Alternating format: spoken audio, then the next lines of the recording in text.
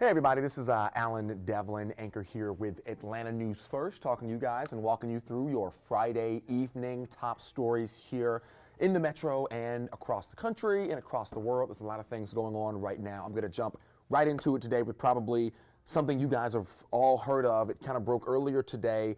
There was an object, a flying object shot down over Alaska, and right now the entire country trying to figure out what that object was. So all we know, we have no video and no picture of this object, and it hasn't been linked or connected to anything as far as the spy balloon goes. You're looking at video of the spy balloon now because everyone is thinking about the fact that this just was shot down last week. Here we are shooting down a second object. I can tell you right now, all we know is that the Pentagon came out, the White House came out and said that Joe Biden ordered it to be shot down in Alaska. It was flying at about 40,000 feet, and it was shot down before it moved anywhere else because it posed a threat to civilian aircraft. That's coming from the Pentagon. They were worried about it being a problem or an issue. Shot it down immediately. Now, again, this has not been identified. It has not been linked to any specific country, and we do not know what the purpose of this flying object was either. This comes on the heels of the U.S. announcing that China has a fleet of spy balloon satellites that have been flying all over the world. Spy balloon objects, I should say. A satellite is going to be up into the space, much further up in the atmosphere. These balloons are cheaper alternatives to satellites. These are images of U.S. forces collecting the spy balloon from the ocean last week. Now, I want to let you guys listen in really briefly to some of the object, the mystery object conversation that was happening in the White House press room earlier today.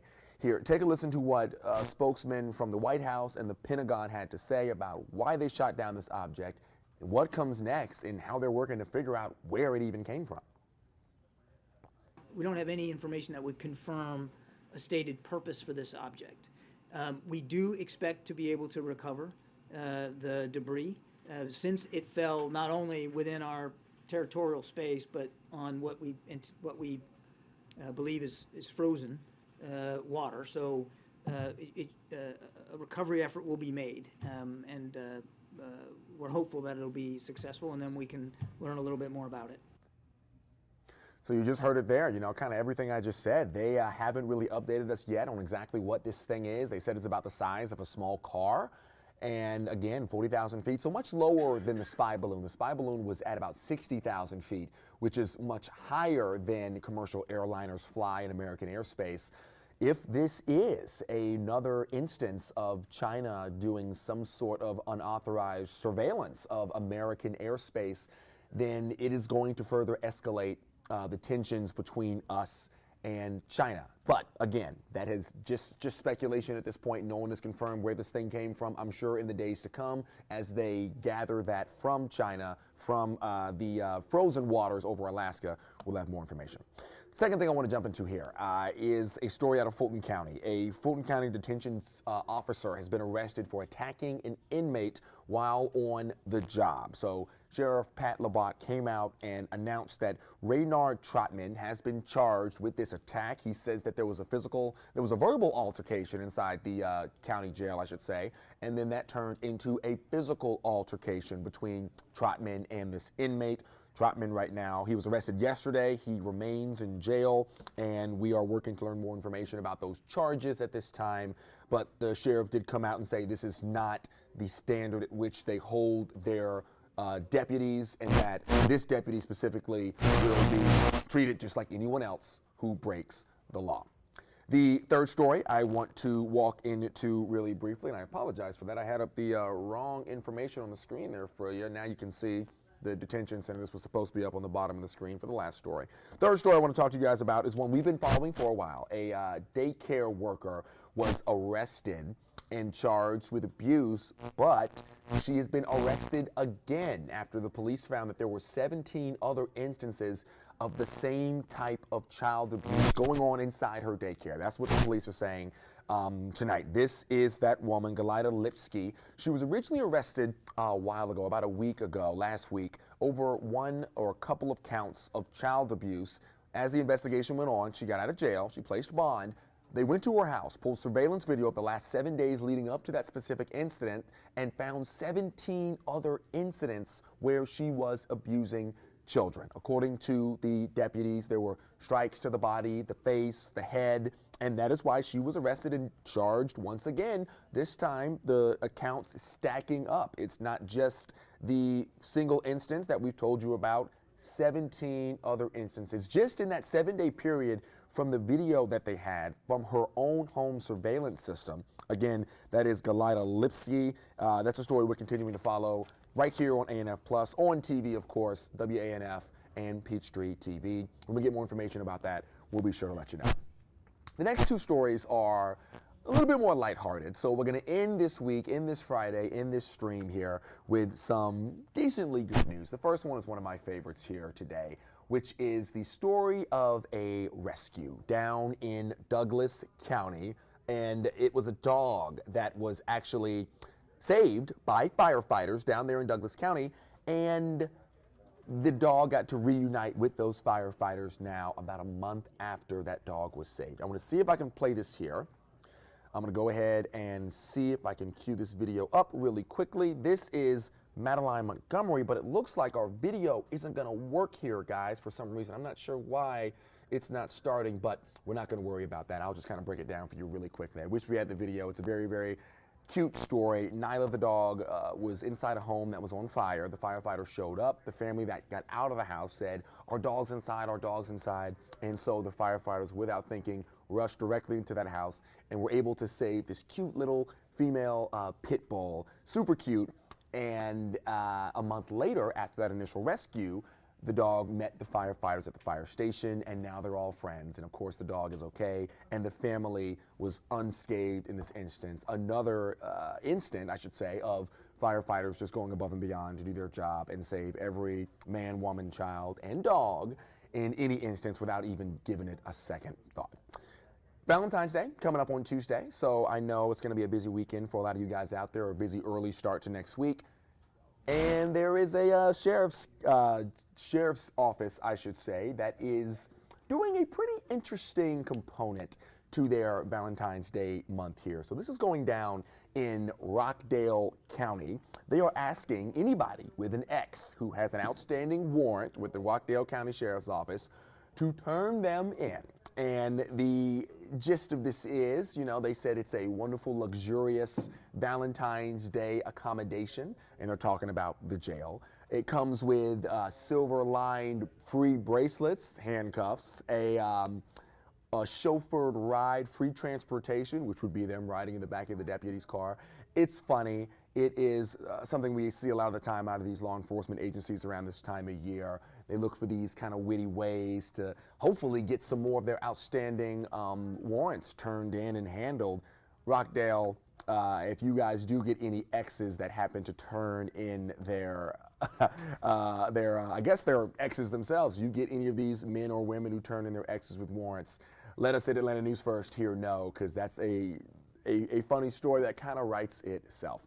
But that's all I got for you today. I wanted to keep it nice and brief for you guys here this fine Friday. And now, of course, it's time to turn it over to First Alert meteorologist Patrick Pete, who's going to talk a little bit about this busy Super Bowl weekend. A lot going on, Patrick, and I'm sure everyone wants to know what they've kind of got in store coming up. Oh, man, unfortunately, we're looking at rain chances that are going to increase as we head through Saturday. So folks that are trying to make plans for Super Bowl Sunday, get out and about and get them done early in the morning. Here's a look at the next couple of days. 2 first alerts in the forecast, at least in the short term, and they're both in the weekend. Heavy rain going to be in the cards for us as we head into your Saturday afternoon and Saturday evening. And then as that system starts to pull away, there's going to be an upper level low that's going to be sitting on top of us. And that's going to essentially just funnel in some cold air from the mid to upper levels of the atmosphere, sending it straight to the surface. And that's going to allow for some of that to switch over to some snow. And some folks are going to see a little bit of sleep, but I think that's going to be pretty minimal. I think it's going to be rain and snow for a lot of our viewers. And then as we head towards Monday, things dry out. And if you're looking to make plans for Valentine's Day, I expect your evening to be quite nice and cloudy, but dry. Rain chances will trickle back in as we head into early Wednesday morning, but we're watching next Thursday for showers and thunderstorms. So another first alert Thursday. You just can't quite see it yet. Let's get you through the weekend, where we're tracking cloudy skies to start off your Saturday morning. I do expect the opportunity to see some stray sprinkles, especially in places like Eatonton, even maybe Griffin early morning, but the rest of us stay dry.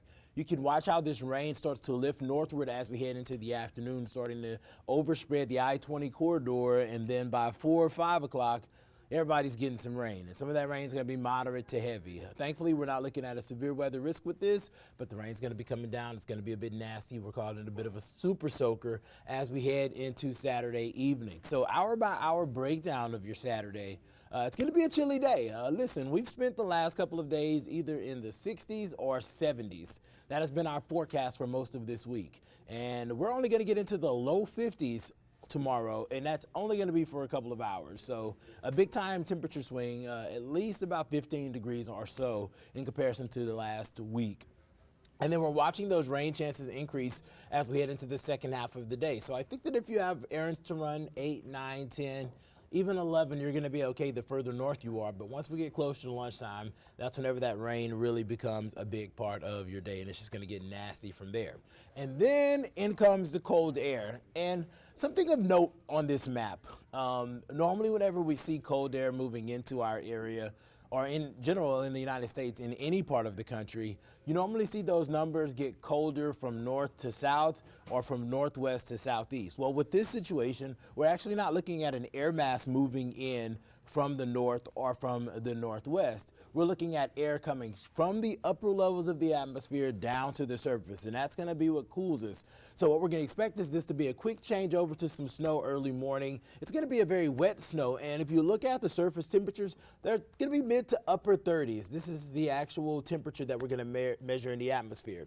And I know all of you have taken at least 4th grade science, so you know that it takes temperatures at 32 degrees for snow to be sustained. The cool thing with this particular setup is that because it's going to come from so far up north and it's going to be cold air being compressed against, we actually think we'll see some wet flakes despite temperatures being slightly above freezing at the surface. Now, the good news about the air temperature just above the surface and the ground temperature being warmer is that will not allow for accumulation. We may see a little bit of accumulation on maybe like your patio table. We're talking about a dusting at best outside, but otherwise this is just not going to be that type of event. So we're not expecting this to be a traffic impacting event on Sunday morning. Not to mention, most of you are going to be asleep. But if you're heading out to church, expect for that to switch over to some spotty showers through around lunchtime, and then those rain chances / snow chances will be decreasing as we head through the day. We'll actually see a few rays of sun poke through the clouds as we head into the late afternoon, early evening, and then cold air will continue to be funneled into the region as northwesterly flow will dominate. So we've got you through the weekend where it's just going to be really nasty once we get past 12. From 12 Saturday to 12 Sunday, it's just going to be that time where you're going to kind of want to just be buckled down and just hanging out. Unless you don't mind getting wet, unless you don't mind the cold, and you don't mind a couple of flakes, that's going to be just kind of the not time to be out and about. Now, I mentioned that ground temperature thing, and the cool thing about a lot of our systems, we have multiple tools at our disposal to look at what's going on in the atmosphere, but also what's going on at the surface. And we can actually even forecast road temperatures. And so the reason why we're talking this talk about accumulation not being a big of concern for most of us is because these temperatures are forecasted to not be cold enough to sustain it. So they're not going to be at 32 degrees or below. Now, the one exception is going to be in the mountains, because once you get to an elevation that's roughly 2,000 feet or so, the dynamics completely change there. I don't know how many of you have ever been hiking. I've been hiking in Colorado. One of the coolest things I've ever seen while hiking in Colorado was seeing a frozen lake in July, like sweating, like walking up this hike, because I think it was an 11-mile hike, but sweating on the way to it, and then sweating while walking, but seeing like blocks of ice on the sides of me and a frozen lake. So different dynamic completely. Thankfully, we're not going to be dealing with that. So these ground temperatures will not be freezing except for at that higher elevation, roughly 2,000 feet in extreme northeast Georgia. Here's a look at our forecast for snow, and as you can see, it's on the very light end across the state, with the exception of those higher elevations. They're going to have the best opportunity to get a good amount of snow. And to be quite frank, the trends in the last 24 hours have really been dialing back on the amount of that conversion. It's been shortening the window that we would see that snow, which in terms shortens the accumulation that we see in the mountains. So if you're a person in the mountains who's not looking forward to any of that, we're trending in the right direction for you. Nonetheless, part of the job of the First Alert team is to alert you to what we see when we see it and give you a heads up. Good news, Monday, looking pretty nice. Mix of sun and clouds, mainly sunny, highs in the low 60s, getting back to where we like to be. And then we're going to be tracking clouds building in just in time for your Valentine's Day. Watching next Thursday. Next Thursday is a day that you're going to want to be dialed into, because already looking like it's going to be pretty stormy. This is a good time to download that First Alert weather app, because we're going to be able to alert you to all of the changes that we see in the forecast and give you a heads up as we get closer to that event. For now, I'm going to leave you with this 7-day. We're going to dive into the information, fine-tuning that forecast for you, and we're going to have some updates for you tonight at 9 and at 10.